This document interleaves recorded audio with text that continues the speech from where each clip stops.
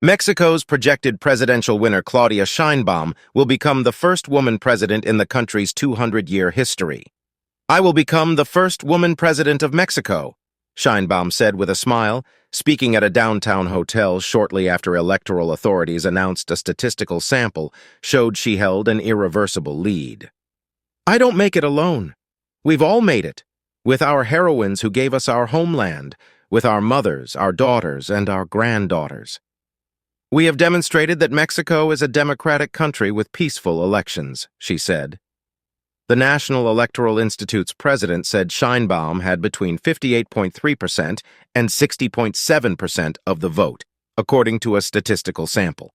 Opposition candidate Xochitl Gálvez had between 26.6% and 28.6% of the vote, and Jorge Alvarez Maínez had between 9.9% and 10.8% of the vote. Sheinbaum's Morena party was also projected to hold majorities in both chambers of Congress. The climate scientist and former Mexico City mayor said that her two competitors had called her and conceded her victory. The official preliminary count put Sheinbaum 28 points ahead of Gálvez, with nearly 50% of polling places reporting. The fact that the two leading candidates were women had left little doubt that Mexico would make history Sunday. Sheinbaum will also be the first person from a Jewish background to lead the overwhelmingly Catholic country. She will start her 6-year term October 1st. Mexico's constitution does not allow re-election. The leftist has said she believes the government has a strong role to play in addressing economic inequality and providing a sturdy social safety net, much like her political mentor, President Andrés Manuel López Obrador. Sheinbaum's victory suggests that the political movement López Obrador created will live on after his presidency. His anointed successor, the 61-year-old Sheinbaum, led the campaign wire to wire despite a spirited challenge from Gálvez. This was the first time in Mexico that the two main opponents were women. "Of course, I congratulate Claudia Sheinbaum with all my respect, who ended up the winner by a wide margin," López Obrador said shortly after the electoral authorities' announcement. "She is going to be Mexico's first woman president in 200 years. If the margin holds, it would approach his landslide victory in 2018. López Obrador won the presidency after two unsuccessful tries with 53.2% of the votes in a three-way race where National Action took 22.3% and the Institutional Revolutionary Party took 16.5%. Still, Sheinbaum is unlikely to enjoy the kind of unquestioning devotion that López Obrador has enjoyed. In Mexico City's colonial-era main plaza, the Zócalo, Sheinbaum's win did not draw the kind of cheering, jubilant crowds that greeted López Obrador's victory in 2018. Those present were enthusiastic, but comparatively few in number. "I promise that I am not going to let you down," Sheinbaum said once she arrived in the plaza. Sarah Rios, 76, a retired literature professor at Mexico's National Autonomous University, celebrated after hearing that Gálvez had conceded. "The only way that we move forward is by working together," Rios said. "She's going to work to bring peace to the country and is going to manage to advance, but it is a slow process." Fernando Fernandez, a chef, 28, acknowledged challenges ahead while waiting to hear the results in the square.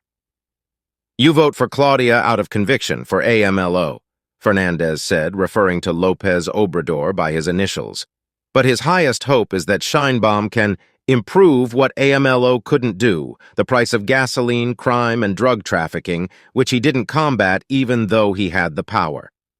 The main opposition candidate, Gálvez, a tech entrepreneur and former senator, had promised to take a more aggressive approach toward organized crime. In her concession speech, she said, "I want to stress that my recognition of Sheinbaum's victory comes with a firm demand for results and solutions to the country's serious problems." Nearly 100 million people were registered to vote, and turnout appeared to be about 60%, similar to earlier elections. Voters were also electing governors in 9 of the country's 32 states and choosing candidates for both houses of Congress, thousands of mayorships, and other local posts, in the biggest elections the nation has seen and ones that have been marked by violence. The elections were widely seen as a referendum on López Obrador, a populist who has expanded social programs but largely failed to reduce cartel violence in Mexico. His Morena party currently holds 23 of the 32 governorships and a simple majority of seats in both houses of Congress. Sheinbaum promised to continue all of López Obrador's policies, including a universal pension for the elderly and a program that pays youths to apprentice. The persistent cartel violence and Mexico's middling economic performance were the main issues on voters' minds. Julio Garcia, a Mexico City office worker, said he was voting for the opposition in Mexico City's central San Rafael neighborhood. "They've robbed me twice at gunpoint. You have to change direction, change leadership," the 34-year-old said. "Continuing the same way, we're going to become Venezuela." On the fringes of Mexico City in the neighborhood of San Andrés Totoltepec, electoral officials filed past 34-year-old homemaker Stefania Navarrete, who watched dozens of cameramen and electoral officials gathering where frontrunner Claudia Sheinbaum was set to vote. Navarrete said she planned to vote for Sheinbaum despite her own doubts about López Obrador and his party. "Having a woman president, for me as a Mexican woman, it's going to be like before when for the simple fact that you say you are a woman, you're limited to certain professions. Not anymore." She said the social programs of Sheinbaum's mentor were crucial, but added that deterioration of cartel violence in the past few years was her primary concern in this election. "That is something that they have to focus more on," she said. "For me, security is the major challenge. They said they were going to lower the levels of crime, but no, it was the opposite. They shot up. Obviously, I don't completely blame the president, but it is in a certain way his responsibility." López Obrador claims to have reduced historically high homicide levels by 20% since he took office in December 2018. But that's largely a claim based on a questionable reading of statistics. The real homicide rate appears to have declined by only about 4% in 6 years.